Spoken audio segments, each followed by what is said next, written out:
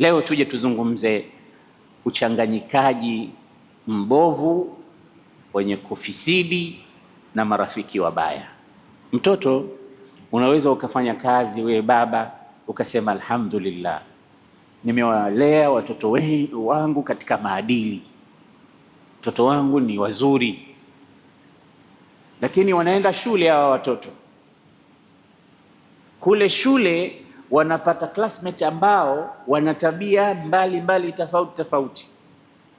Wanaenda chuoni, madrasa, wanaenda high school, wanaenda popote pale ambapo wataenda kuchanganyikana na watu ambao si ndugu zao, si jamaa zao, si binami zao, si watu wao wa karibu, ni watu wengine ambao nao yeye amekuja pale na mafundisho mazuri ya wazazi wake.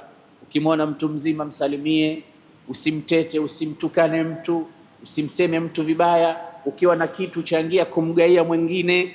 Maadili mazuri kabisa, baba amejitahidi, lakini anafika kule sasa anapata walimu wengine.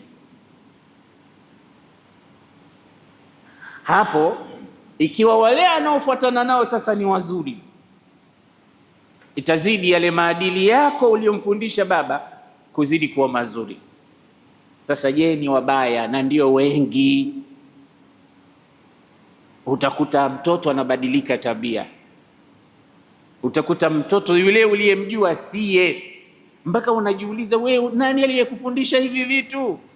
Anaye mwalimu, anaye mwalimu wa darasa, anaye mwalimu mkuu huko nje, ambaye si baba yake wala sio mama yake wala sio kaka yake. Walimu wanawapata nje ya nyumba, na ni wengi wavunjifu, wanaovunja maadili, wanaovunja karakta nzuri ambazo wewe umezijenga kwa mtoto. Wapo wengi sana.